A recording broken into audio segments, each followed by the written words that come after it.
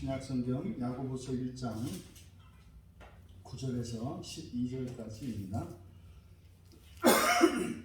야고보서 1장 9절에서 12절까지 신약성경 376쪽입니다. 우리 같이 한 목소리로 함께 읽겠습니다. 낮은 형제는 자기의 높음을 자랑하고 부한 자는 자기의 낮아짐을 자랑할지니 이는 그가 풀의 꽃과 같이 지나갑니다. 해가 돋고 뜨거운 바람이 불어 풀을 말리면 꽃이 떨어져 그 모양의 아름다움이 없어지나니 부한 자도 그 행하는 일에 이와 같이 쇠잔하리라. 시험을 참는 자는 복이 있나니 이는 시련을 견디어낸 자가 주께서 자기를 사랑하는 자들에게 약속하신 생명의 멸류관을 얻을 것이기 때문이라. 아멘. 무엇을 자랑해야 하나? 라는 제목으로 말씀을 나누고자 합니다. 이 야고보서의 주제는 하나님의 나라에 들어갈 수 있는 온전한 하나님 자녀 되는 것, 그래서 그 부활인데 좀 더 구체적으로는 종말에 이미 하나님이 사람을 창조하실 때 이미 완성시켜 놓으신, 이미 완성된 그 종말의 부활이 아니라 타락한 이후에 그리스도께서 화목제물로 또 속제물로 이 땅에 오셔서 십자가에서 이루신 그 특별한 헌신과 사랑을 통해서 부가적으로 부어지는 부활, 그것이 첫째 부활입니다. 그래서 이 세상, 첫 창조 세계 안에 새 창조의 세계가 들어와서 이 세상에서는 사실은 경험할 수 없고 볼 수 없는 새 창조 세계의 그 일이 이 첫 창조 세계 속으로 들어오는 그 나라를 하나님의 나라라고 하는데, 그래서 그 하나님의 나라에 들어갈 수 있는 부활, 곧 첫째 부활입니다. 그러니까 그 첫째 부활을 위해 예수 그리스도께서 이 땅에 오셨고, 지금 야고보는 그 첫째 부활의 구원을 위한 복음을 우리에게 전하고 있다. 이것을 기억하시기 바랍니다. 그런데 이제 예수를 믿고, 이 야고보는 그리스도인들이 예수 그리스도를 믿고 이 세상에서 신앙을 지키며 살아갈 때 불가피하게 겪게 되는 것이 이제 시험과 유혹인데, 특별히 우리가 읽은 이 본문에서는 낮은 형제, 그래서 낮음, 비천함이죠. 비천함. 그리고 10절에서는 부한 자, 부유함입니다. 그래서 9절의 낮음이라고 하는 것은 신분과 처지에 관련된 것이라면 10절의 부유한 것이라는 것은 이제 경제적인 것이라 할 수 있습니다. 물질적이고 경제적인 것, 또 그 사람의 뭐 재능, 이런 것을 말할 수 있겠습니다. 그러니까 지금 야고보는 신자들이 불가피하게 겪게 되는 이런 시험에 대해서 그것이 유혹이 될 수도 있는데, 그게 뭐냐, 뭐 경제적인 가난 또는 사회적인 또 개인의 어떤 능력, 이러한 것들의 비천함, 또는 물질적인 반대로 풍요나 이런 능력의 뛰어남이나 권력의 많음, 뭐 이런 것들이 시험의 주요한 원인이 될 수 있다고 말씀하고 있는 거죠. 그러니까 굉장히 뛰어난 능력을 갖고 있거나 그리고 엄청난 재력을 가지고 있는 것도 그것이 시험이 될 수도 있고 유혹이 될 수도 있다는 것이고, 또 반대로 보통 이하의 이런 물질적인 결핍, 가난이겠죠. 또 그 사람의 신분이나 지위의 비천함, 이런 것들도 또한 시험이 될 수 있고 유혹이 될 수 있다고 이야기를 하는 겁니다. 그러면 여기에서 지금 야고보께서 다루는 이것을 그 유혹을 받아서 부패하고 죄 가운데 떨어질 것이 아니라 오히려 이것을 딛고 오히려 이것을 의의 도구로, 그래서 오히려 하나님의 은혜의 기회로 삼으라는 것이죠. 그러니까 우리가 피할 수 없는 인생을 살다 보면 피할 수 없는 이런 시험과 유혹들이 있는데 그것을 두려워할 것이 아니라 그것을 회피하고 가급적이면 그런 것을 멀리하고 할 것이 아니라 그런 모든 시험과 유혹에 대해서 두려움을 없애고 담대하게 나아갈 것을 촉구하는데 그 모든 것을 선용할 수 있도록 하고자 하는 거죠. 특별히 오늘 설교는 고난 가운데 있는 이들, 또 사람들이 볼 때는 부족한 것이 없는 넘치는 풍요와 이런 권력과 존귀함을 다 가지고 있으면서도 신앙을 잃어버리고 있는 영적으로 심각한 환난 속에 있는 시험에 빠져 있는 이들에게 실제적인 유익이 되고 그들의 자리에서 그 자리에서 돌이켜 정말 구원의 길로 나올 수 있는 그런 은혜가 부어지기를 특별히 그 마음이 간절합니다. 지금 한 절씩 우리가 살펴보면 이제 9절과 10절은 함께 살펴보겠습니다. 왜냐하면 이것이 한 문장이기 때문에 그렇습니다. 낮은 형제는 자기의 높음을 자랑하고 부한 자는 자기의 낮아짐을 자랑해라. 여기서 먼저 이 자랑하다라고 하는 이 카우카우마이, 이것은 굉장히 뽐내는 것을 말합니다. 그러니까 이것이 지나치면 교만한 것이 되고요, 사람들의 미움과 시기를 살 수도 있는 거죠.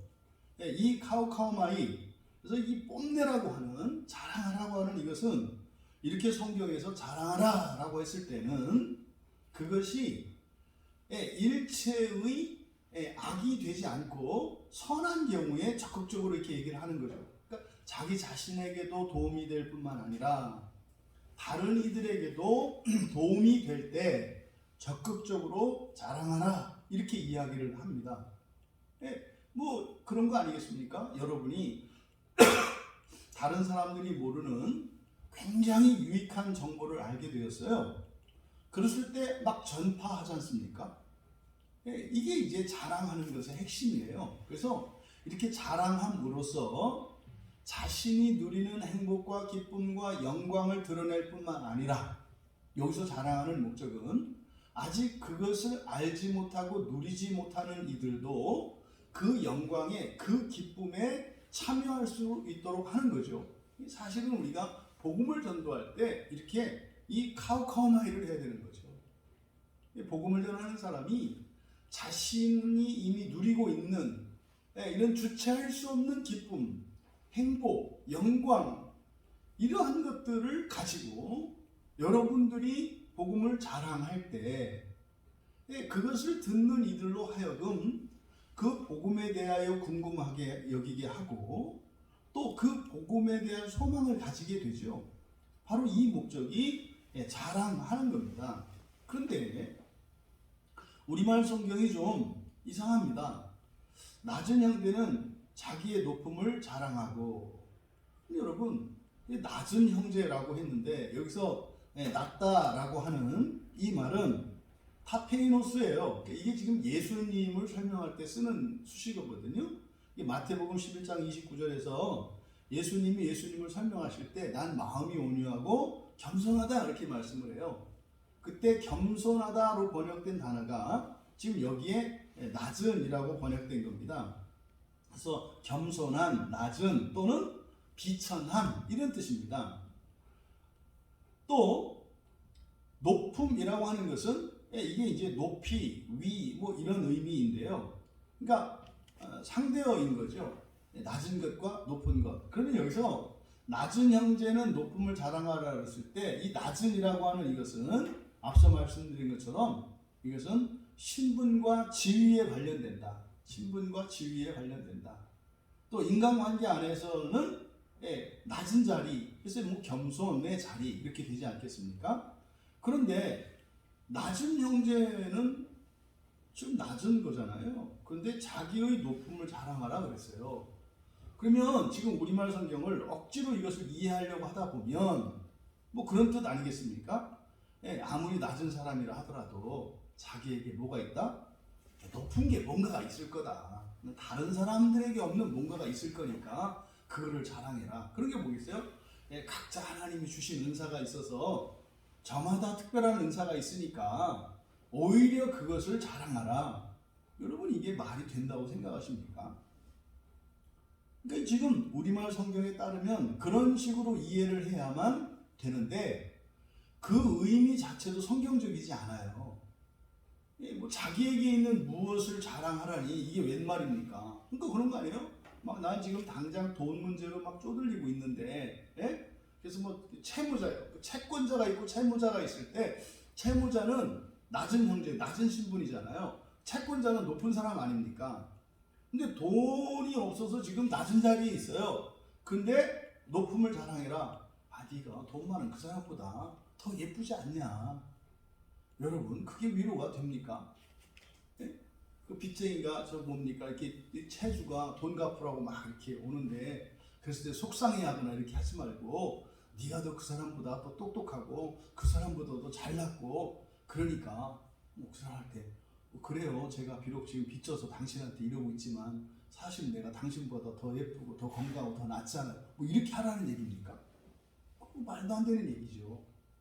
또 바로 뒤에 부한 자는 자기의 낮아짐을 자랑할지니, 아니 여기서 부한 자는 자기의 낮아짐을 자랑해라 그래요. 그러면 부한 자, 여기서 부한이라고 하는 것은 플루시스예요. 플루시스니까 넘치는 풍요한 뭐 이런 거거든요. 그러면 이렇게 넘치는 사람은 또 자기의 낮아짐을 자랑해라. 그러면은요, 지금 내가 이것은 단지 이 부한이라고 하는 말은 가장 대표적으로 많이 쓰이는 것이 이게 양적인 거니까. 그러니까 많은 거죠, 많은 것. 그러면 많은 무엇? 그러니까 많은의 수식을 받을 수 있는 모든 게 다 돼요. 그러니까 1차적으로는 우리들에게 부유하다 그러면 딱 떠오르는 게 뭡니까? 재산이잖아요. 재산, 재물이잖아요. 그러니까 1차적으로는 뭐 부자 되겠죠. 그래서 주로 성경에서 부자라는 말에 사용하는 말이에요, 이게. 그런데 물질만 그런 게 아니죠. 거기에 재능도 쓰일 수 있는 거고요. 지식도 쓰일 수 있는 거고요. 여러 가지 그 수식받는 명사를 얼마든지 넣을 수 있는 거잖아요. 그러니까 양이 많은 자예요. 그러니까 무엇인가가 많은 자예요. 돈이 됐든 재능이 되었든 아니면 지식이 되었든 무엇이었든 많은 사람이에요. 근데 그 많은 사람은 자기의 낮아짐을 자랑해라 그래요. 이 낮아짐이 앞에 있는 낮은 형제, 그거의 명사형이에요. 그러니까 비천함, 겸손 이런 거거든요.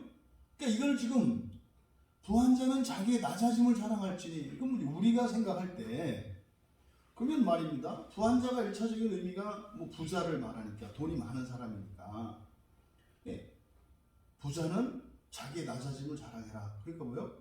겸손해라. 뭐 이런 식으로 우리가 받아들일 수 있는 거죠.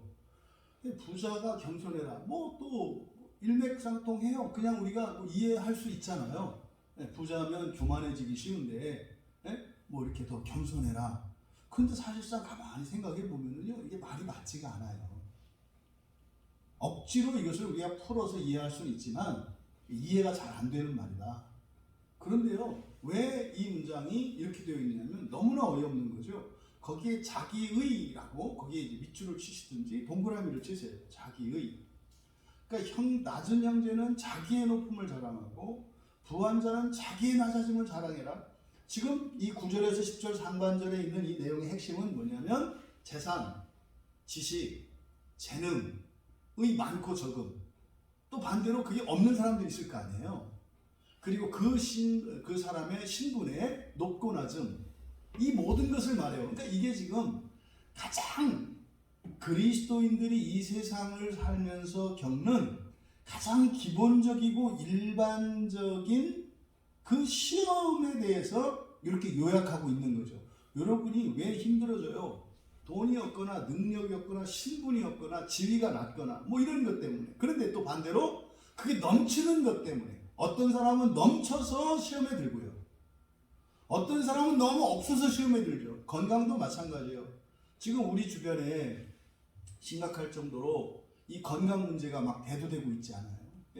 뭐 우리 집사님을 통해서 우리 단톡방에서 함께 기도했던 그 가정, 거의 그 가정 같은 경우도 지금 건강 문제잖아요. 뭐 우리 뭐 지체들도 여러분들이 지금 건강 문제가 걸려 있잖아요. 그러니까 제 주변에 또 개인적으로 아는 분들도 지금 이 심각한 질병으로 인해서 이게 시험에 빠지는 사람들이 있어요. 지금 딱 요 얘기를 하는 거거든요. 또 반대로 너무 넘쳐서 그것으로 인해서 시험에 빠진 사람들이 있어요. 그러니까 지금 일반적으로 일어나는, 그래서 사실 우리의 실제 상황에 아주 밀접한 그런 말씀이에요. 근데 이것이 뭐 비단 우리의 요때뿐만 아니라 이때 당시에도, 그리고 전 세계 어디에나 모든 때에 일어나는 일이거든요. 넘쳐서 모자라서. 그런데 지금 여기서 우리말 성경에 이렇게 번역되어진 뭐 이게 이제 어이없는 것이 자기의라는 말 때문에 그래요. 그러니까 낮은 형제는 자기의 높음, 부한 자는 자기의 낮아짐, 이렇게 하니까 이게 성경을 완전히 꺾어버린 거예요. 여기서 만약에 자기의라고 하려면 뭐 영어에서 제기대명사 쓴단 말이에요. 자기 자신. 만약에 그러려면 여기에 how to 뭐 이렇게 해야 돼요. 자기 자신의 이런 거거든요. how to. 근데 여기에 사용된 말은 자기 자신의가 아니라 그냥 그의예요. 그의. how to 그의예요. 그러니까 낮은 형제는 무엇을 자랑해라? 그의 높음을 자랑하고, 부한 자는 무엇을 자랑해라? 그의 낮아짐을 자랑해라. 그럼 여기서 그가 누군지 아시겠죠? 이미 앞에서 3절에 5절에 7절에 그리고 뒤에 이제 맨 뒤에 12절에 가보시면 시험을 참는 자는 복이 있나니 이는 시련을 견뎌낸 자가 주께서 그랬잖아요. 주께서. 그러니까 여기서 그는 누구를 가리키는 거예요? 주님을 가리키는 거예요. 주님을. 그래서 낮은 형제는 무엇을 자랑해라? 주님의 높음을 자랑하고, 부한 자는 주님의 낮아짐을 자랑해라, 이런 뜻이에요. 무슨 말입니까? 당신이 지금 심각한 질병에 걸려서 생명이 위태롭고 큰 고통 가운데 있습니까? 또 당신이 사랑하는 누군가를 잃어서 마음이 그 상심으로 인해서 정말 지옥과 같은 그러한 고통과 애통 속에 있습니까? 또 당신은 넘치는 부로 인해서 그렇게 흥청망청 허황된 삶을 살고 있습니까? 정신 차리세요. 인생을 살다 보면 좋을 때도 있고 안 좋을 때도 있고, 높아질 때도 있고 낮아질 때도 있고, 넘치게 가실 때도 있고, 정말로 가난할 때도 있을 것입니다. 그런데 말입니다, 당신이 자랑해야 할 것은 당신의 어떠함이 아니라 그분이세요. 주님이십니다. 이 말씀을 하는 거예요. 그러니까요, 당신이 극도로 낮아지고 극도로 가난해졌을 때, 당신이 지금 병 가운데 있고 소망을 잃어버리고 사람들 앞에 너무나 수치스러워서 나설 수 없을 정도의 그런 건강과 재산과 관계와 이런 모든 것들이 완전히 박탈되고 상실된 상태라 할지라도 그런 상태에 있으십니까? 당신 그러면 주님의 높으심을 자랑하세요. 무슨 말입니까? 그 주님의 높으심이 당신의 것입니다라고 이야기를 하는 거죠. 당신이 지금 아무리 밑바닥에 헤매고 있고 질병의 고통 가운데 있을지라도 말입니다, 당신이 지금 그토록 원하는 그 병에서 낫기를 바라고, 그 빚에서, 쪼달리는 빚에서 정말 해방되기를 바라고, 사람들로부터 소외되고 무시받는 당신의 처지와 신분에서 정말 벗어나서 정상적인 삶을 살기를 원하는데, 그것을 능가하는 그런 존귀함이 당신의 것으로 약속되어 있습니다. 소망이죠. 그 소망을 잊지 마십시오 라고 하는 거죠. 또 마찬가지로 당신이 뭐 아무 문제가 없는 정도가 아니라 당신은 뭐 진짜로 넘치도록 모든 능력과 지위와 신분, 또 재산과 능력, 지식, 모든 것을 다 갖추고 있습니까? 당신은 지금 무엇을 위해서 살고 있습니까? 무엇을 위해서 살고 계십니까? 세상을 창조하셨고 세상의 모든 것을 다 가지셨던 그리스도께서 이 땅에 사셨던 그 삶을 생각해 보십시오. 그분은 왜 그렇게 사셨을까요? 하나님의 영광과 그 권세와 권능과 그 존귀 자체를 스스로 다 내버리시고 오히려 사람들의 발길에 채이는 것 같은 그런 인생을 왜 사셨을까요? 그것을 생각하십시오. 이거죠.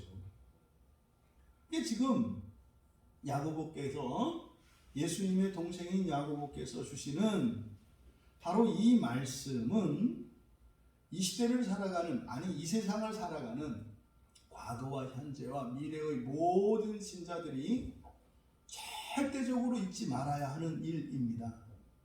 사실은 이것이 단순한 이 시험에서 벗어나는 어떤 방법 정도가 아니라 근본적인 우리의 가치관과 사고 체계를 바꾸어야 할 것을 말씀하고 있는 거죠.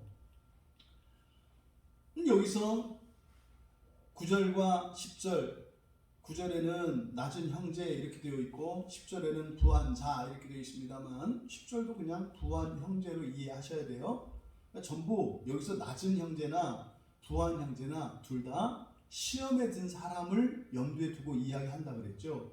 그래서 여기에는 정관사가 다 붙어 있습니다. 그 낮은 형제, 그 부한 자. 그러니까요, 모든 사람이 병에 걸렸고 가난하다 그래서 시험에 빠지는 건 아니에요. 또 모든 사람이요, 부자고요, 이렇게 지식과 권세가 많다 그래서 시험에 빠지는 건 아니에요. 지금 여기서 말하고 있는 그 낮은 형제와 그 부한 자라고 하는 것은 현재 나의 삶의 형편과 처지로 인해서 하나님 나라의 소망을 잃어버렸고 신앙의 이유도 잃어버리고 갈 길 몰라 포기하고 있는 것 같은 신자들을 얘기하는 거예요. 당신이 오늘 살아가는데 정말 살아갈 분명한 이유와 목적, 그리고 하루의 삶 속에서 누리는 그 기쁨과 감격과 감사가 없습니까? 그러면 당신은 그 낮은 형제이거나 그 부한 자입니다. 부한 형제입니다. 왜요? 당신이 지금 아픈 데가 없고 멀쩡하니까 그 건강과 그 힘으로 정욕을 따라 살려고 하죠. 시험에 든 거예요. 당신이 지금 질병 가운데 있고 가난한 가운데 있다 그래서 내가 왜 이 모양으로 살아야 하고 왜 나에게 이런 일이 일어났는가 하면서 당신의 신앙을 부인하고 심지어는 하나님을 원망하고 있죠. 당신 지금 시험에 든 겁니다. 당신이 왜 문제인지 아십니까? 병이 문제이거나 재산이 문제이거나 또는 당신의 신분의 높고 낮음이나 당신의 지금 상황이나 이것이 문제가 아니라 당신의 자랑이 이 세상의 것이라는 게 문제입니다. 당신이 벗어나야 하는 것은 병에서 고쳐지는 것이거나 가난에서 벗어나는 것이거나 이게 아니라 근본적으로 당신의 가치관과 생각이 바뀌어야 합니다. 이 말씀을 하는 거죠. 그리고 나서 그 이유를 10절의 하반절에서 설명을 합니다. 이는 왜냐하면 이런 거죠. 왜냐하면 그가 풀의 꽃과 같이 풀의 꽃과 같이 지나감이니라. 여러분, 여기서 풀의 꽃이라고 한 것은 무엇이겠습니까? 이것은 사실 이 세상을 은유적으로 나타내는 거죠. 풀의 꽃이라고 하는 것이 이 세상이 풀의 꽃과 같다, 이런 의미 아니겠습니까?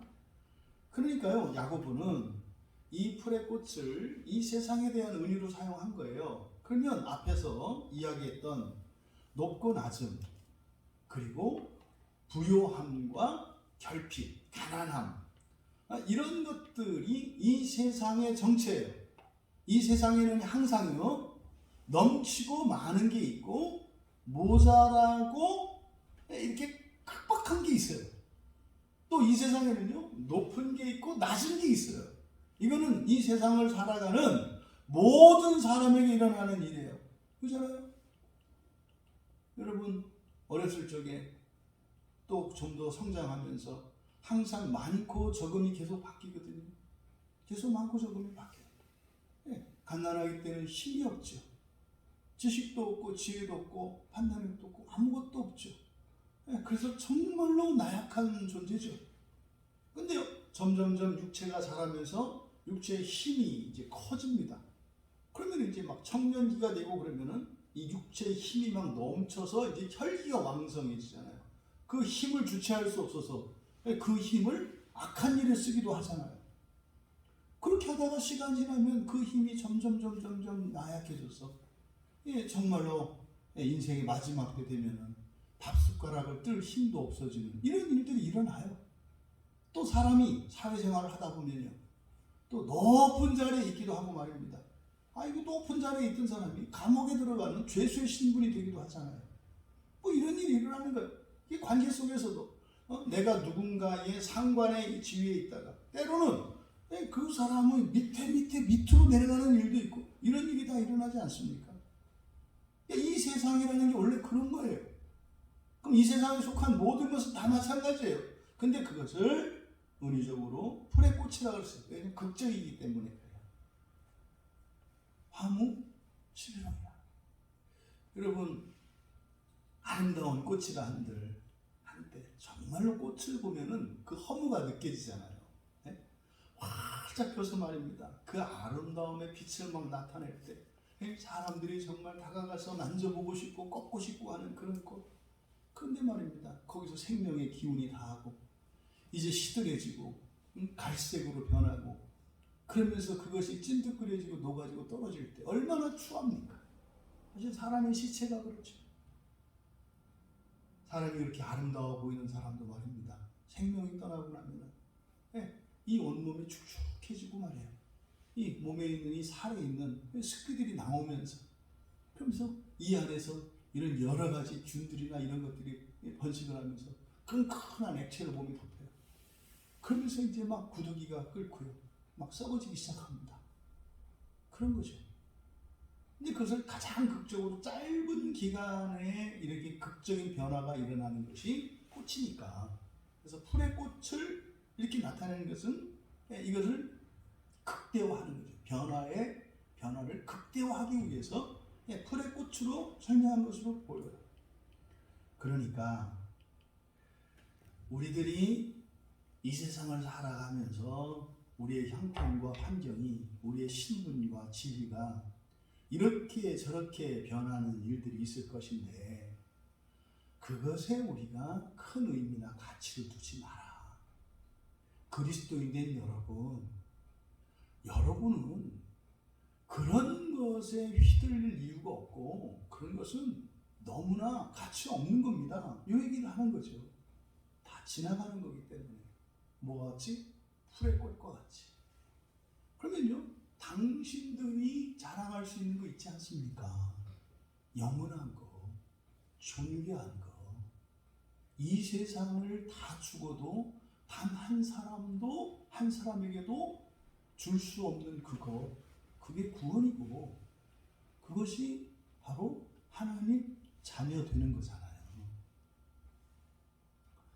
이게 의미가 안 되는 거예요. 그리스도인들에게. 이게 의미가 안 되는 거예요. 내가 예수를 믿고 예수 그리스도로 말미암아 나에게 일어나는 이 존재의 변화, 신분의 변화, 본성의 변화. 그래서 내가 하나님의 자녀가 된 신적 존재가 된 그것이 와닿지가 않는 거예요. 지금 야고보가 이 말씀을 하는 거죠. 그래서 이 9절과 10절을 사역을 하면 이 소유격 그 일을 주님으로 바꾸어서 사역을 하면 이렇게 되는 거죠.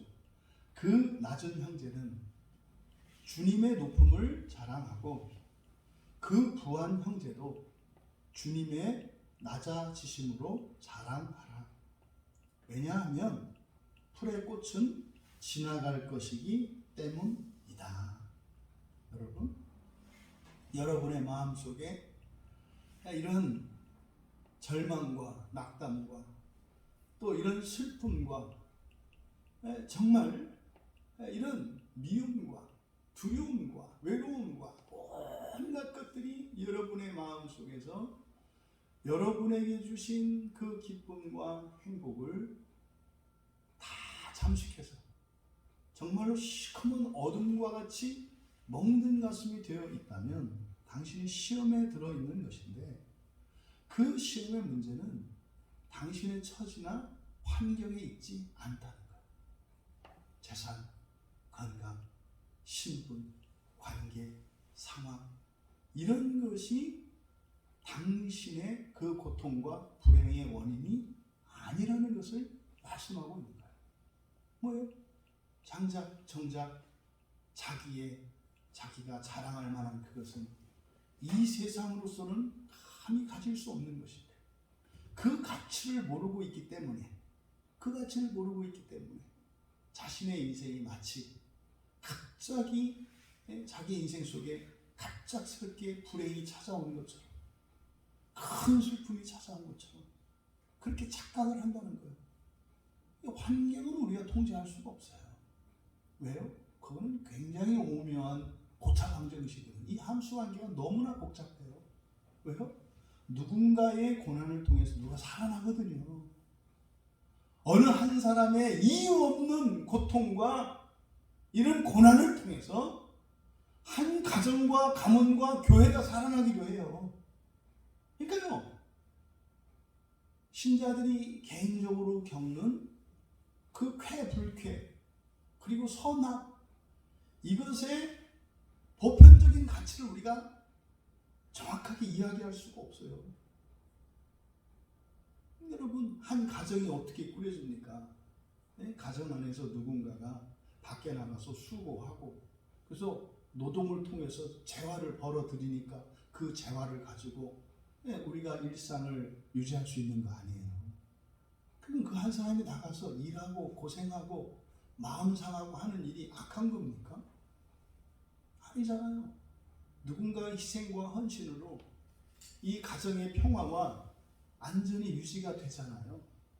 그래서 이 세상에서 일어나는 어떤 현상이나 상황을 가지고 그것을 선하다, 악하다, 옳다, 그르다 이렇게 판단하려고 하는 시도는 인생이 뭔지, 세계가 뭔지를 모르기 때문에 그렇게 얘기를 하는 거예요. 그러니까 그걸 모르는 사람들은 답이 빨리 나와요.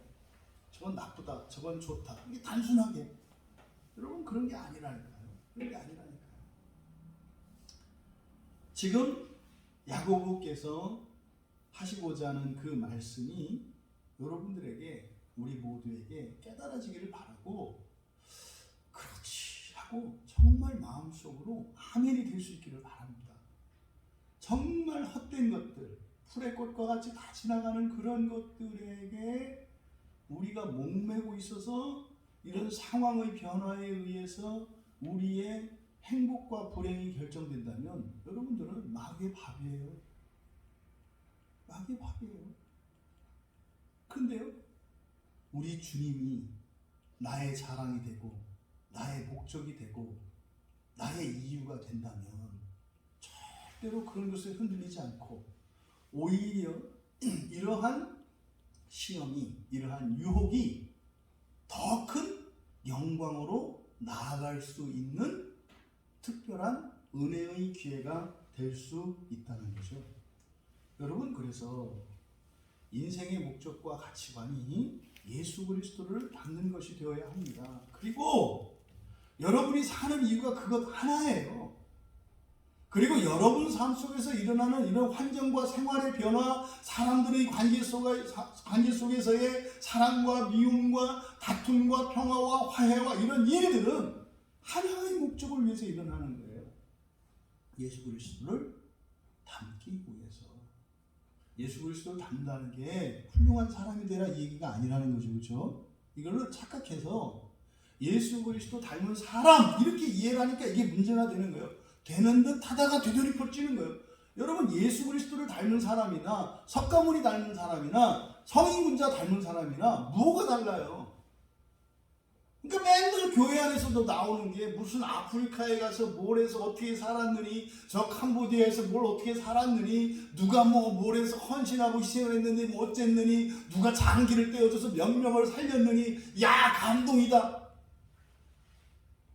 여전히 이 세상 안에서 사람 되는 이야기를 하고 있잖아요.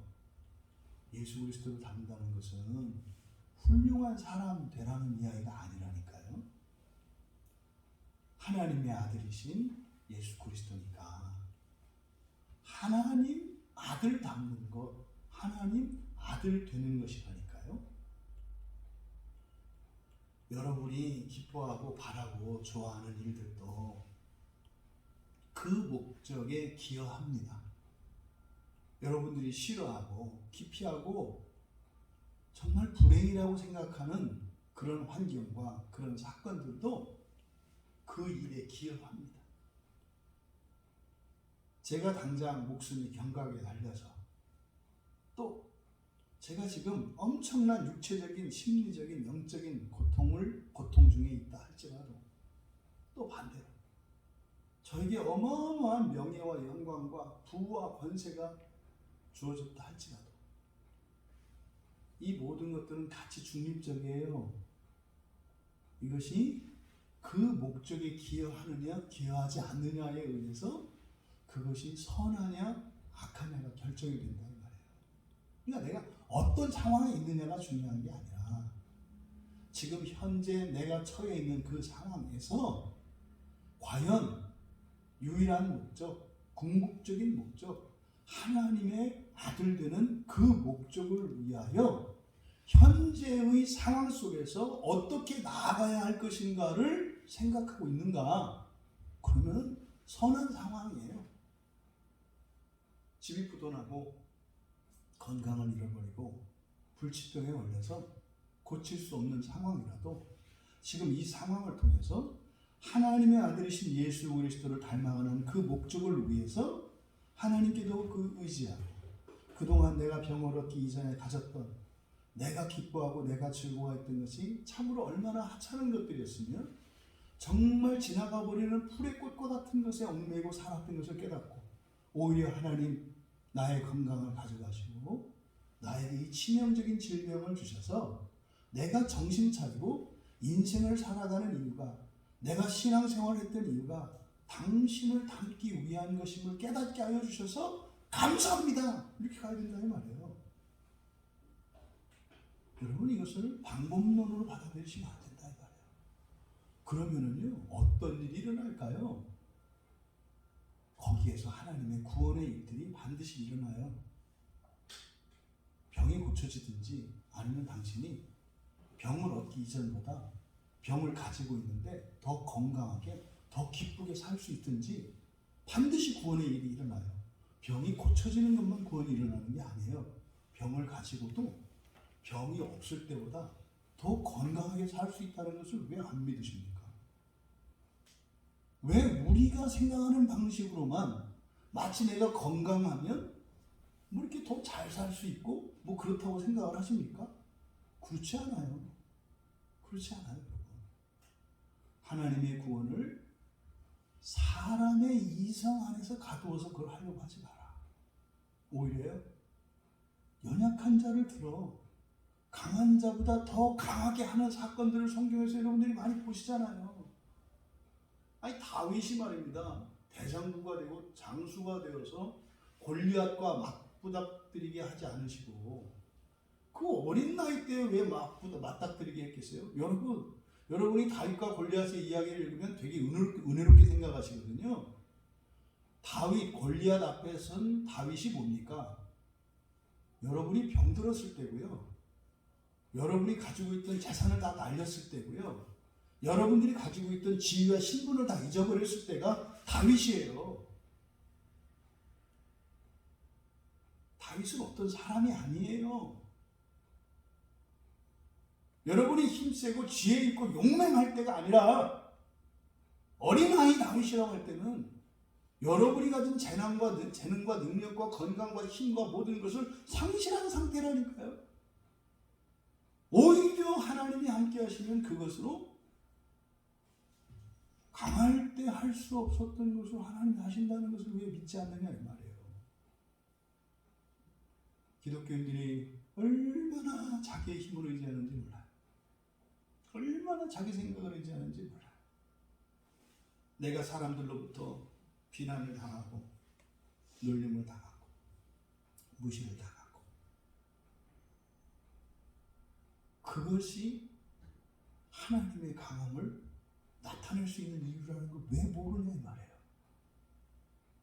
근데 너무나 안타까운 것은 하나님의 강하심을 드러낼 수 있는 그때에 하나님께 악으로 대항을 해요.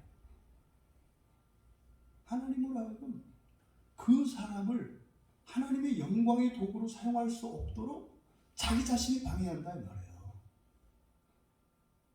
오히려 고통만 가중시킬 뿐이거든요. 이게 우리 안에 역사하는 죄가 하는 일이죠.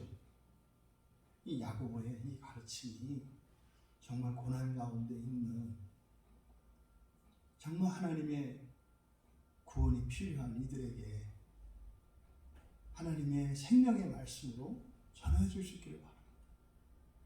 당신의 약함을 하나님의 능력을 나타내는 도구로 쓰신다면 오히려 당신이 지금까지 누려보지 못했고 가져보지 못했던 더 큰 힘과 능력을 가지게 된다는 이 놀라운 구원의 신비를 깨달을 수 있게 되기를 바랍니다. 11절은 왜냐하면 이렇게 시작을 합니다. 왜냐하면 해가 돋고 뜨거운 바람이 불어 풀을 말리면 꽃이 떨어져 그 모양의 아름다움이 없어지나니 부한 자도 그 행하는 일에 이와 같이 쇠잔하리라. 또 12절도 11절과 12절은 사실은 이유에 대한 설명이에요. 우리의 환경에 의해서 좌지우지될 것이 아니라 오직 예수 그리스도 하나님의 아들이신 예수 그리스도를 닮는 그 일에 자랑 삼아라, 목표 삼아라. 그래서 어떤 일이 환경에 이렇게 변화가 온다 할지라도 상관없다. 사람들이 생각하기에 영광스럽다고 생각하고 높다고 생각하고 부유하다고 생각하는 때이든 사람들이 생각할 때 불행하고 비참한 처지라고 생각하든 상관없다. 왜요? 모든 상황을 우리는 하나님의 아들이신 예수 그리스도를 닮아가는 수단으로 삼을 수 있기 때문에 이 이야기를 하는 거죠. 그러면 자꾸만 우리가 자랑하려고 하는 이 세상의 것들, 그것을 다시 한번 앞에서 10절에서 그 풀의 꽃과 같이 지나갈 것이다. 이렇게 지나갈 것이기 때문이다. 이유를 설명을 해놓고 다시 한번 정말 왜 예수님을 하나님의 아들이신 예수님을 우리의 자랑 삼으면 되는 것인지 좀 더 구체적으로 11절과 12절에서 설명을 하고 있다. 그러면 11절에 해가 돋고 뜨거운 바람이 불어 풀을 말리면 꽃이 떨어져 그 모양의 아름다움이 없어지나니, 그러니까 이것은 지금 바로 앞에 10절의 하반절에 있는 내용에 대한 자세한 설명이라고 볼 수가 있는 거죠. 근데 여기서 지금 나타내고자 하는 바, 해가 돋고 뜨거운 바람이 불어, 이것은 좀 이제 알아듣기 쉽도록 쭉 설명을 한 것인데 그대로 직역하면 이렇게 됩니다. 왜냐하면 해는 불타는 열과 함께 떠올랐다. 이렇게 돼요. 해는 불타는 열과 함께 떠올랐다. 그러니까 여기에는 이중적인 의미가 있어요. 해가 영원할 것 같지 해도 뭐한다? 타서 없어진다는 얘기가 있어요. 그런 의미가 있다 이 말이에요. 해가 타는 열과 함께 떠올랐다. 그러니까요, 해 자체도 타서 없어질 거다라고 하는 암시가 들어가 있고요. 여러분, 우리가 해가 없으면 못 살잖아요, 이 세상에서. 그런데요, 해는 그 햇빛과 함께 뭐가 있어요?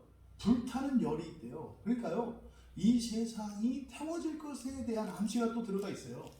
해도 타서 없어질 거고요.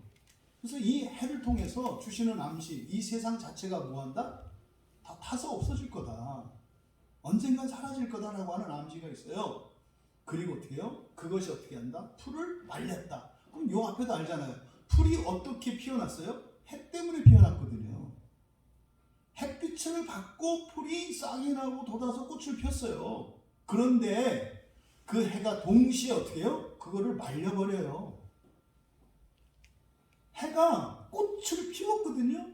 그런데 해가 또 동시에 뭐예요? 꽃을 떨어뜨려요. 해가 아름다움을 드러내거든요. 우리는 알죠. 왜 이 아름다움을 우리가 인식하는지. 이게 사실은 착시현상이고요. 가시광선에 의해서 조작된 거거든요. 햇빛이 비쳐서 이렇게 반사되었을 때 이렇게 흰빛과 보라색, 초록과 노랑이 한데 어우러져서 참 아름답지 않습니까? 근데 이거는 가시광선에 반사된 가시광선의 색만 보는 거죠. 이거의 실체나 본질을 보는 게 아니거든요. 겉표면만 보는 거거든요. 근데요, 이 꽃의 아름다움이라고 하는 게, 이 세상의 모든 아름다움이라는 게 사실은 뭐예요? 시각 효과고요. 빛으로 말미암은 거예요. 그러니까 빛이 이 세상의 아름다움을 줘요. 해가 떠올라서 말이에요. 그런데 말입니다. 그것이 또 어떻게 해요? 그 아름다움을 사라지게 한다니까요. 해조차도 사라질 거고요. 해로 말미암아서 이 세상에 보이는 생겨난 이런 생명과 심지어 그 효과로 그 아름다움까지도 해로 인해서 해를 받고 사라지고 떨어지고 없어질 거라는 거예요. 그러니까 무에서 와서 무에로 가요. 무에서 있음이 생겨나요. 근데 그 있음을 통해서요, 다시 없음으로 돌아가요.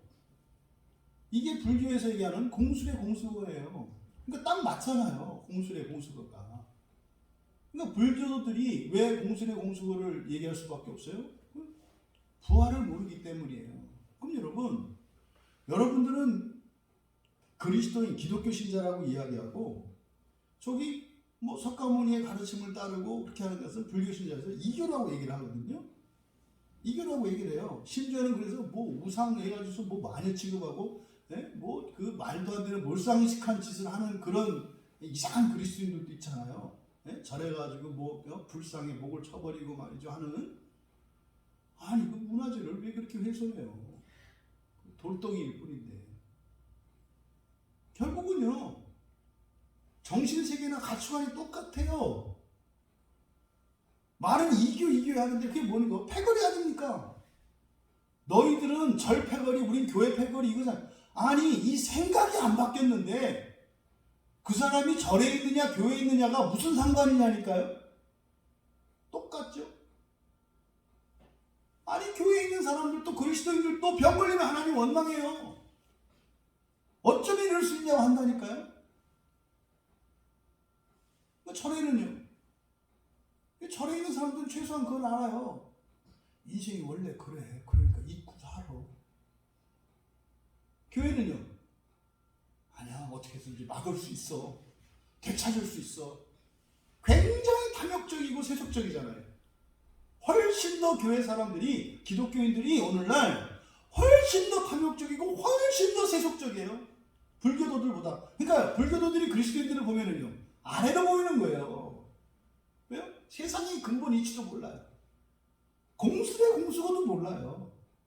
마치 이 세상에서 부와 명예와 건강과 재산과 신분과 이런 것들을 영원히 지킬 수 있다고 생각해요. 이게 승리주의고 영광의 복음이에요. 왜요? 이 교회 안에 로마 가톨릭이 끼친 가장 큰 해악이 뭐예요? 지금 이 교회가 하나님의 나라라고 한 거예요. 지금 이 교회가 하나님의 나라라고 한 거예요. 그러니까요, 교회를 키우고 교회 건물을 세우고 교회 안에서 하는 일은 하나님 나라를 위해서 하는 거니까 이건 탐욕이 아니고 세속적인 게 아니라고 그래요. 지나가는 개가 없습니다. 근본적으로 하나님 나라에 대한 잘못된 이해가 2000년의 교회 역사 속에 교회 안에 일어났었던 모든 부정부패와 교인들의 불행과 하나님에 대한 원망과 하나님을 사랑하지 못하고 성숙하지 못하는 근본적인 이유 중에 하나가 된 게 바로 하나님의 나라예요. 그런데도 아직까지도 이 한국교회 안에 개신교라고 하고 자칭 개혁주의를 한다고 하는, 오직 하나님의 말씀을 따른다라고 하는 이런 교회들에서조차 여전히 하나님의 나라가 지금이다. 이건 뭘 정당화해요? 이 세상의 이런 쾌락과 향락과 부와 번영을 누리는 것에 대한 정당화의 도구로 쓰고 있어요. 뭐가? 하나님의 나라가. 당신이 하나님의 나라에 살고 있습니까? 이 교회만큼 추악한 데가 없어요. 왜요? 죄인들이 오는 곳이니까. 여러분들이 교회의 몸을 담고 있고 예수를 믿는다 하지만 여전히 하나님의 나라의 소망을 품고 있지 못하고, 여러분들의 존재적인 목적이, 그 궁극적인 구원이 하나님의 자녀가 되는 그것이 아니라면 당신은 그냥 그리스도인이라고 합니다만 다른 종교의 가르침을 따르고 있는 사람이라는 걸 아셔야 돼요. 지금 야고보가 주시는 이 말씀 안에 이런 것들이 다 함의되어 있어요. 근데요, 불교도나 다른 종교도들은 부활만 모를 뿐이지 최소한 이 세상이 공술의 공수보다는 안다 이 말이에요. 그런데 기독교인들은 뭐예요?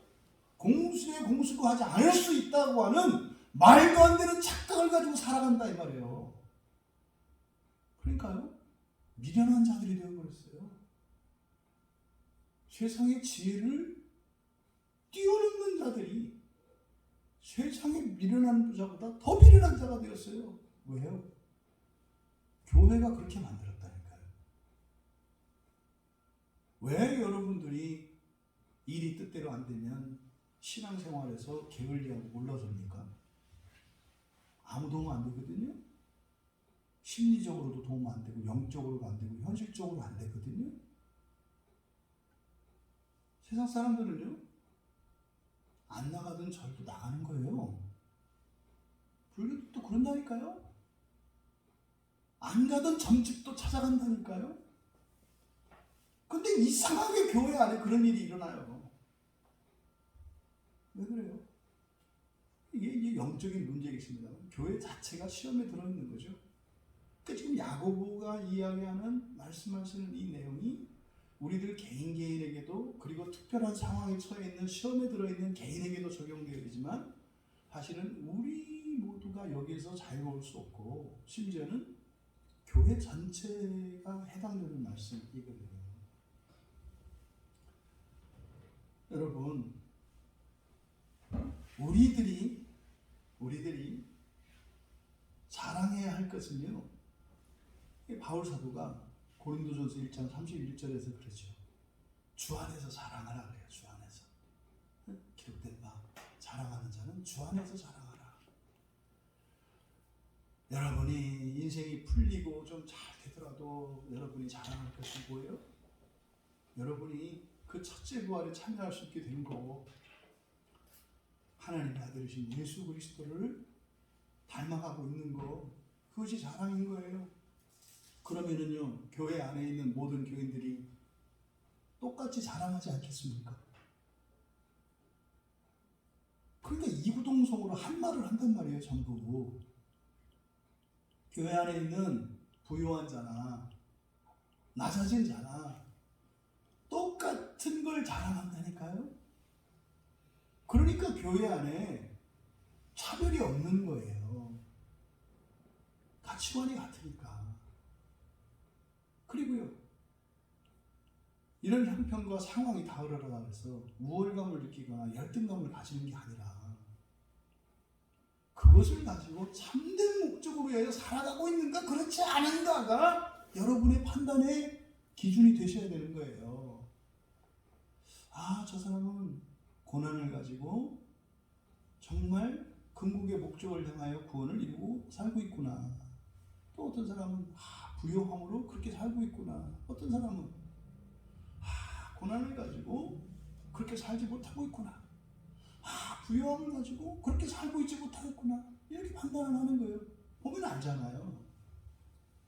그럴 때 우리가 서로를 위해서 기도해 주는 거 아니에요. 하나님, 저 때만 누릴 수 있는 그 기회, 그때만 잡을 수 있는 그 기회가 있는데 저 지체가 그걸 모릅니다. 하나님. 그 기회를 놓치지 않고 잡을 수 있도록 도와주십시오. 그래서 그런 동일한 간증과 고백들이 교회 안에 나오는 거죠. 지금 이 11절의 이 야고보의 말씀은 마태복음의 말씀을 인유한 것처럼 보여요. 마태복음 5장 45절에 보면 이같이 한즉 하늘에 계신 너희 아버지의 아들이 되리니, 여러분들이 이게 좀 살갑게 들리시죠? 여기서 이같이 한즉 하늘에 계신 너희 아버지의 아들이 되리니라는 말이 전전론적으로, 그리고 이게 여러분이 좀 실감이 되시죠? 그리고 나서 이는 하나님이 그 해를 악인과 선인에게 비추시고 비를 의로운 자와 불의한 자에게 내려주시기 때문이다. 여기서 이는 이게 이제 왜냐하면 하나님이 그의 해를 악인과 선인 위에 떠올리시고, 여기서 지금 11절에 해가 돋고 이렇게 되어 있지 않습니까? 해가 돋다라고 하는 게 이게 지금 아나텔로거든요. 아나텔로, 아나 위로 이런 뜻이고, 텔로 이거는 하나님 완성시키시다, 뜻을 이룬다 이런 뜻이라 그랬잖아요. 그러니까 이게 직역하면 해는 불타는 열과 함께 떠올랐고 그랬잖아요. 이게 마태복음 5장 45절에 있는 하나님이 해를 악인과 선인에게 비추시며, 우리말 성경에 비추시며라고 번역이 되어 있는데, 이 비추시다라고 하는 말이 아나텔로예요. 떠올리다라는 말이거든요. 그러니까 하나님의 해를 악인에게 선인에게 떠올리신다라고 할 때 이 이중적인 의미를 아시겠어요? 심판과 구원을 얘기하는 거예요. 해가 떴는데요, 보세요. 햇빛을 받고 어떤 곳에는 싹이 피어오르지 않겠어요, 그렇죠? 그리고 어떤 꽃에는 이렇게 봉우리가 활짝 피는 중에 있지 않겠어요? 똑같이 해를 받는데. 근데 다른 꽃은 어떻게 돼요? 그 햇빛을 받고 시들어 버리잖아요. 그러니까 선인과 악인 위에 떠올리셨다라고 하는 이것은, 우리가 요셉에 대한 창세기 말씀에서도 이야기했습니다만, 하나님이 구원하시는 방식의 심판과 저주가, 축복과 저주가 항상 함께 온다 이 말이에요. 원래가. 그래서 선인과 악인 위에 그 해를 떠올리게 하셨다. 여러분, 하나님의 말씀이 여러분에게 선포되어질 때 그 하나님의 말씀을 가지고 여러분들 안에 있는 선함과 의로움이 살아가요. 근데 여러분 안에 있는 죄와 악이 죽어간다는 거 아십니까? 이 일이 일어나는 거예요. 선과 의는 하나님의 말씀으로 계속 피어나고 살아나요. 근데 우리 안에 있는 죄와 악은 하나님의 말씀으로 죽어가요. 그러니까 하나님의 말씀은 살려요. 살린다고 할 때는 완전을 이야기하는 거거든요. 그러면 여러분, 우리 자신에게는 우리를 거룩하게 하시는 일과 흠 없이 하시는 일이 동시에 일어난다는 거죠. 이게 이제 예수님께서 산상수훈이라 일컬어지는 마태복음 5장 45절에서 하셨던 그 말씀을 야고보가 지금 말씀하고 있는 것 같아요. 그러니까 그때는 야고보가 예수님 말씀을 삐딱하게 들었을 때고요, 무슨 말인지 못 알아들었을 때거든요. 근데요, 예수를 믿고 나니까, 예수님을 주님으로 영접하니까, 살아생전에 형님이셨던 예수님이 하셨던 말씀들이 그래도 이게 이제 살아나는 거죠. 그래서 야고보서 1장 11절의 말씀은 예수님의 그 말씀을 깨닫는 것을 나타내는 것으로 보인다. 그래서 그리고 이런 풀과 꽃만 그런 것이 아니라 부한 자나 낮아진 자나, 어떻게 해요? 낮은 자는 높이지 않으시겠어요? 높아진 자는 또 낮추지 않으시겠어요? 이런 일이 일어나는 거죠. 이 세상 일이라는 게. 그래서 여기서는 부한자에 대해서만 이야기를 해요. 부한자도 그 행하는 일에 이와 같이 쇠잔하리라. 여기서 행하는 일 밑줄 치시고요. 행하는 일이라고 번역한 말이 포레이아라는 말이거든요. 이게 호레이야, 예수님이 우리 누가복음에서 볼 때 예수님에서 이렇게 전도 여행을 하시잖아요. 그렇죠? 예수님이 이렇게 다니실 때 포리오마이 그러잖아요. 두루 다니신다. 그래서 예수님이 다니는 것은 길 간다는 의미가 있습니다만 사실은 그것은 이제 구원을 위한 구원의 여정을 말한다 그랬잖아요. 그 포리오마이의 명사형입니다. 포레이야. 그러니까 뭐 여정, 여행, 목표, 목적 뭐 이런 의미로 번역할 수 있는 거죠. 그러니까 부한자도 그 행하는 일에 이와 같이 세잔하리라. 이걸 직역하면 이처럼이니까 바로 앞에 나와 있는 풀과 꽃을 말하는 거죠. 햇빛이 풀을 말리고 말해요. 꽃을 떨어뜨리고 말이죠. 아름다움을 없애는 일이 일어나잖아요. 그래서 이같이 부한자도 부한 형제도 여기 전부 형제라고 해야 돼요. 시험에 들어 있습니다만 전부 그리스도인들이고 다 형제들이에요. 시험에 들어있다 그래서 형제가 아닌 거 아니라 그랬어요. 그러니까 부한 형제들도 여기서 부한 형제라고 하는 것은 그 부한 형제니까 시험에 들어있는 그 부한 형제예요. 무슨 말이냐면 하나님이 돈을 주시고 건강을 주시고 권력을 주셔서 신앙생활 제대로 안 한 사람 말하는 거예요. 하나님이 이처럼 그 부한 형제도 그의 여정 중에 죽게 될 것이다. 이렇게 되는 거예요. 그의 여정 중에 죽게 될 것이다. 여러분 여기서 그 여정 중에 죽는다라고 하는 거 생명이 육체의 생명이 끝나는 것을 말할 수도 있고요. 짧게 얘기하면요 망하는 것이 될 수도 있어요. 망하는 것이 될 수 있어요. 하나님이 엄청난 재산을 주시죠. 그런데요 망할 수도 있어요. 왜요? 그것이 그에게 선이 될 때. 또 그러면 여기에 써있지 않지만 반대로 우리가 이해할 수 있어야 되겠죠. 왜? 9절과 10절에서 낮은 형제와 부한 형제 둘을 이야기를 했잖아요. 근데 여기서 지금 부한 형제에 대해서만 말했잖아요. 부한 형제, 넘치는 형제예요. 능력과 재산과 권력과 지혜와 지능이 많아요. 근데 어떻게 할 수 있다? 죽을 수도 있고 그게 없어질 수도 있다라고 말한 거잖아요. 그러면 여기에 생략된 말을 여러분들이 읽어내셔야 되는 거죠. 그럼 낮은 형제에게는 어떻게 되겠어요? 높아질 수도 있는 거죠. 이게 소망이잖아요. 그걸 왜 모르냐 이 말이에요. 하나님이 당신을 더 높이기 위해서 낮추시면 안 돼요. 그럼 그런다고요. 아니 그냥 계속 높이시라니까요. 죽어요 당신이 그러면. 아니 하나님도 계속 높이기를 바라시죠. 기적이 일어났다가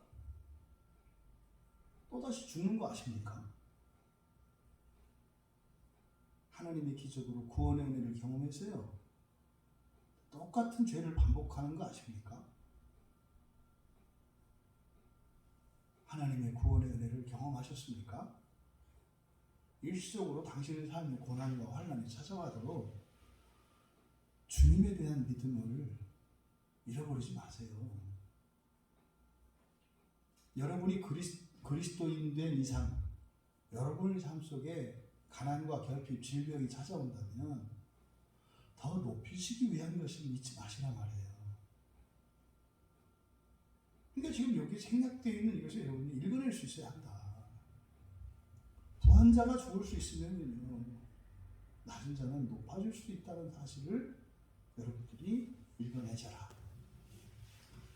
11절이 이렇게 되는 거죠. 그래서 그 뒤에까지 쭉 이어서 사역을 하면 왜냐하면 해는 불타는 열과 함께 떠올랐고 풀을 말렸으며 그것의 꽃은 떨어졌으며 그 얼굴의 아름다움은 사라졌고 이처럼 부한 형제도 그 여정 중에 죽게 될 것이기 때문이다.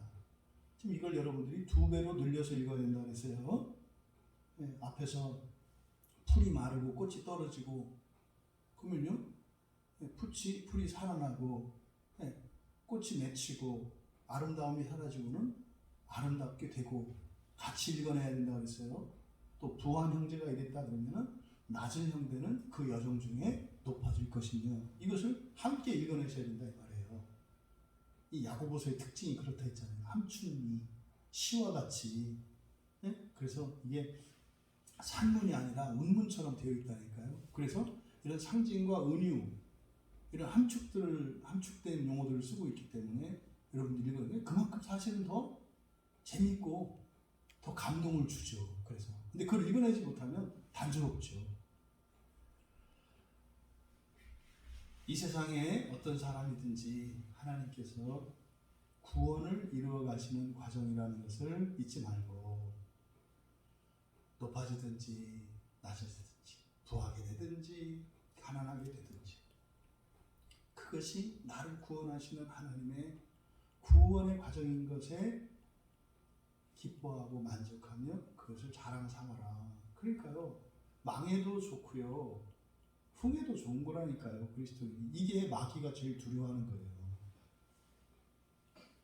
질병으로 확 쳐버렸는데 하나님을 저주하지 않고 하나님을 더 사랑해요. 그래서 안 되겠다 싶어가지고 엄청난 재산이나 막 이 부를 벌어졌는데 그것을 방탕한 삶을 살지 않고 오히려 이전보다 더 청빈하고 검소한 삶을 살며 그것을 막 사람을 살려요. 그래서 어떻게 하나? 마귀가 정신병원에 입원하지 않고서는 살 수 없게 만들어가. 말려야 되는데 여러분들이 이게 거룩함을 향하여 추구하지 못하고 늦추고 넘어뜨려야 되는데 이래도 저래도 그 거룩함을 추구하고 살아갈 때 그럼 자기의 멸망이 점점 가까우는데 그 사탄이 제정신이겠냐 말이에요. 그래서 이런 사람들의 정신과가 아니라 귀신과 마귀들의 정신과가 많이 생겼으면 좋겠어요. 그래가지고 이 땅의 교회들이 어떻게 하는 거예요? 무당이며 막 이런 사람들이 점쟁이며 이런 사람들이 교회에 찾아오는 거죠. 괴로워 죽겠다. 그래서 목사님들에게 막 그런 사람들이 막 찾아오고 그리고 세상에 있는 정신과 상담소 이런 건 다 사라지고 그냥 교회에 와서 말씀 듣고 보고만 해서 막 회복되고 말이죠. 응? 이게 마귀의 종들이 교회에 와서 제발 나 좀 살려달라고 머리 아파 죽겠다고 가슴이 맺힌 게 이게 죽겠다고 막 이런 일들이 일어났으면 좋겠다 이 말이에요. 그 시작이 여러분으로부터 시작될 수 있어요. 여러분으로부터. 이어서 12절에 시험을 참는 자는 복이 있나니 느낌이 아까 11절이 산상수훈의 마태복음 5장 같다 그랬잖아요. 마카로이 복이 있는 자. 그러니까 야고보가 그 흉내를 내고 있어야 되니까. 그러니까 그게 제 심증이 아니라 이렇게 문장에 사용된 단어들도 그렇고 문장 구조가 그런 것을 유사한 것을 알 수가 있어요. 그러니까 시험을 참는 자는 복이 여기도 시작이 복이 있나니 이렇게 시작이 돼요. 마카로이 복이 있다. 누가 시험을 참는 자들이 복이 있다.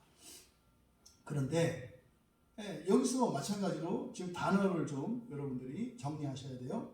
우리말 성경의 앞에 시험을 참는 자 할 때 이 시험 이게 지금 야고보가 주제로 삼고 있는 페이라스모스입니다. 시험이 될 수도 있고 유혹이 될 수도 있는 이게 페이라스모스예요. 페이라스모스. 그리고 뒤에 나오는 시련. 이는 시련을 견뎌낸 자. 이게 시련이 사실은 이제 진정한 의미의 시험이죠. 그래서 이게 도키모스입니다. 도키모스. 시련을 견뎌낸. 이게 도키모스라는 형용사를 이렇게 한 거예요. 그러니까 도키모스는 뜻이 뭡니까? 인증된 이런 뜻이죠. 합격한, 검사를 받은, 검사를 마친 이런 뜻이에요. 검인 필, 도장이 찍힌 뭐 이런 의미죠. 그래서 시험을 참는 자는 복이 있다. 이때 시험은 뭐라 그랬습니까? 페이라스모스라서 이거는요 통과할 수도 있고 아니 위로 올라갈 수도 있고 떨어질 수도 있는 거라 그랬어요. 위기를 말한다 그랬어요. 그러면 시험을 참는다는 게 뭔가? 그럼 여기서 지금 현재 이 문맥에서 시험이라는 것은 뭐겠습니까? 가난과 부요함, 비천함과 존귀함 뭐 이런 거 아니겠어요? 당신이 지금 현재 질병으로 인해서 고통 가운데 있습니까? 아니면 당신이 엄청난 뭐 재산과 명예와 부를 가지고 있습니까? 참으십시오 이런 뜻이죠. 그러니까 시험을 참는 자라고 하는 것은 시험에 든 상태에서 참는 자는 복이 있다 이런 의미인데 여기서 참는 건 휘포메노예요. 휘포메노는요 뭐뭐 아래에 거하다는 거거든요. 그러니까 그 상황 속에서 그냥 있는 거예요. 뭐 하는 거기보다. 그러면 여기서 시험을 참는다라고 하는 것은 뭐겠습니까? 사실은요 하나님 나라의 소망, 하나님 자녀 되는 소망과 믿음을 잃어버리지 않는 거예요. 환경이 변했을 때 여러분 인생의 목적이 바뀌지 않는 거라고요. 바울 사도에 말했다 그러면 믿음, 소망, 사랑을 버리지 않고 살아가는 거예요. 이게 휘포매너예요. 휘포매너. 그러니까 이게 무슨 뭐 엄청 사랑해라, 믿어라, 소망 이게 아니라 당신이 가지고 있는 이거 뭡니까? 하나님이 당신에게 주신 그 믿음과 그 소망, 그 사랑을 유지한 채 살아가라. 이게 뭐예요? 일상을 사는 거예요. 일상을 살아가는 거예요. 일이 좀 이렇게 했다 그래가지고 막 이렇게 들뜨거나 일이 좀 힘들었다 그래서 막 죽거나 이러지 말고 일관되게 살아가라는 거예요. 일관되게. 어려움에 처했더라도 또 엄청난 축복이 여러분의 삶에 임했을지라도 여러분 막 돈 좀 생기고 했다 해서 갑자기 뭐 집 넓히고 차 바꾸고 옷 바꾸고 해서 멀쩡하고 이러지 말고 좀 아무 일이 일어나지 않은 것처럼 똑같이 살아가되 하나님이 주신 복으로 가난한 사람들, 어려운 사람들을 살리고 구원하는 고난 가운데 있을지라도 평정심을 유지하고 당신의 일상을 지키면서 주님 앞에서 간절하게 당신의 어려움과 그 고통을 하나님께 호소하고 그럴 때 하나님이 구원하시는 일이 일어나는 그러니까요. 어려움이 찾아와도 하나님의 구원이 일어나요. 누구에게? 자신에게.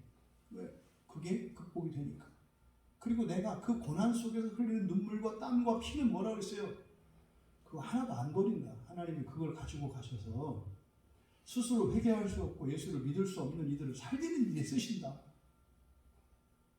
대신 그 결핍을 반드시 회복시켜 주신다. 어떤 형태로든지 병을 고쳐주시거나 치유로 하시거나 아니면 병이 남아있다 할지라도 여러분 병 가지고 건강하고 오래 사는 게 좋아요. 병 없이 맨날 비리비리하고 시들시들하고 일찍 죽는 게 좋아요. 이게 말이 안 되는데 신앙 세계에서 이게 일어난다니까요. 병을 가지고요 더 건강하게요 더 많은 일을 하면서 더 행복하게 오래 사는 게 좋잖아요. 자꾸 토달지 마라. 건강하게 오래 살고 이렇게 제발 이렇게 좀 섞지 마라. 응? 그건 하나님이 결정하신 일이고 여러분들이 이 기독교의 신비를 몰라요.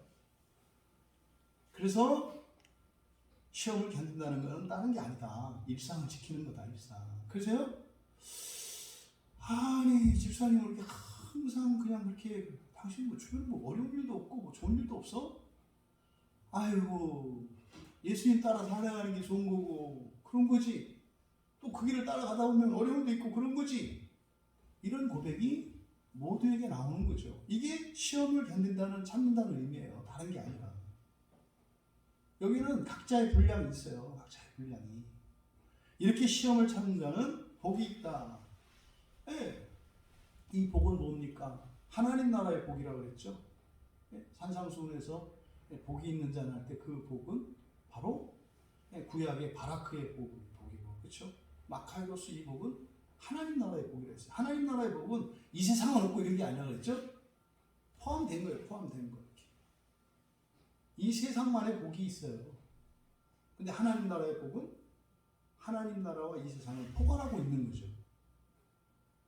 그러니까 지금 여기서 복이 있다 할 때 그 복은요. 하나님 나라에서도 복이 있고 이 세상에서도 복이 있다는 의미예요.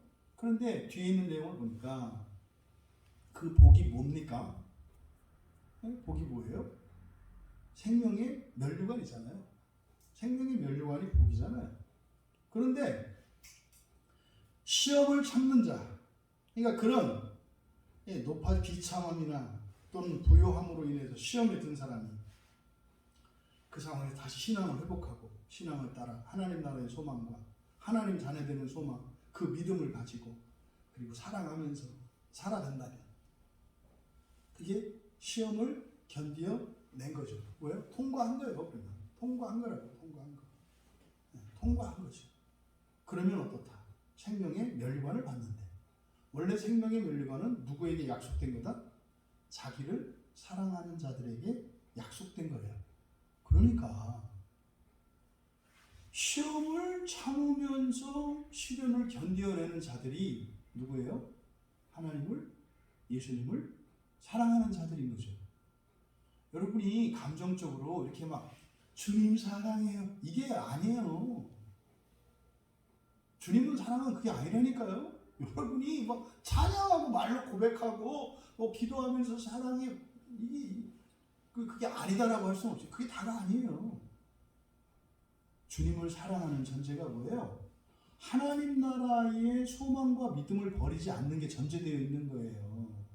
그러면 어떤 일이 일어나요? 삶 속에서 일어나는 이런 시험들을 이긴다 이 말이에요. 이게 사랑하는 거라니까요. 아니, 당신의 삶 속에 무슨 좀 어려운 일이 생기면 탁하고 그거 사랑하지 않으시는 거예요. 착각하죠. 자기가 한 일이나 이런 것들 때문에 내가 하나님 얼마나 사랑하는데요. 내가 성경을 몇 독을 했고, 내가 새벽으로 또 이렇게 특별 기도 기간에 기도하고, 내가 하나님 얼마나, 내가 정말 교회 생활하면서 내가 얼마나 또 참고 살았는데요. 땅에 하나님 사랑하는 거였어요. 내가 또 헌금을 얼마나 했는데요. 내가 또 교회를 얼마나 했는데요. 그거 다 하나님 사랑해서 한 거예요. 그게 아니라니까요. 그거는 사랑의 열매들이죠. 착각해요, 사람들이. 사랑의 열매를 마치 그걸 사랑인 것처럼 생각해요. 사랑은 뭐라고요? 시험 가운데에서 참는 거라고. 시험 가운데 참는 게 뭐라고요? 여러분이 평정심을 유지하고 하나님 나라의 그 소망과 믿음, 하나님 자녀되는 소망과 믿음을 지키면서 여러분의 일상을 지켜내는 거, 이게 주님을 사랑하는 거라니까요. 그러니까 그들에게 약속하신 게 뭐라고요? 생명의 면류관이라고요. 생명의 면류관이 뭡니까? 부활이에요. 근데 왜 생명의 면류관이라고 할까? 왕좌에서 다스리는 거니까 이거는 첫째 부활을 말하는 거예요. 생명의 면류관이 영생이 아니에요. 영생 중에서 첫째 부활에 참여하는 것을 생명의 면류관이라고 하는 거예요. 종말에 이르는 영생은 그거는 모든 사람들에게 주어진 것이기 때문에 우리가 신앙생활을 하며 목표로 삼아야 되는 생명의 면류관, 이것은 첫째 부활이에요. 여러분, 그 생명, 영생이죠. 그 영생의 면류관을 누리시고, 면류관이 의미하는 것은 뭡니까? 통치자잖아요. 새하늘과 새 땅에서는 뭐 통치할 게 없어요. 다 돼서. 여러분들이 천사들을 부리시고 이 세상을 재창조하는 그 일에 좀 왕으로서 폼나게 한번 살아보시라니까요. 그게 하나님 나라의 유업을 받는 것이고, 그것이 그 생명의 면류관을 얻는 것이다. 예수님의 동생인 야고보가 예수님을 믿지 못하고 예수님이 말씀하셨던 구원이 뭔지 옛날에 몰랐잖아요. 그냥 유대인으로 살면 되는 거라고 생각을 했잖아요. 네? 또 나름대로 유다 집안 아닙니까? 왕족이잖아요, 왕족. 저도 어렸을 때 제가 경주김씨라는 것에 대해서 엄청난 자부심을 갖고 살았거든요. 내가 경주김씨에 내가 왕족으로서의 채통과 이 명예와 이걸 지켜야 된다 해서 친구들을 보면 이제 성씨 가지고 제가 속으로 비하하고 우습게 얼마나 하았는지 몰라. 그래서 뭐 우리나라에 7대 상명에서 해가지고, 아휴, 너는 그래 보냐, 피가 다르다. 이런 생각이 예수님 집안의 형제들이 다 가지고 있었죠. 왜? 우리가 유다 집안이니까. 그런 게 있었죠. 그런데 예수님은 그 얘기한 게 아니었어요. 하나님 나라의 첫째 부활에 참여하여서 정말 여러분 생각하면 좋으실 수 있기를 바라요.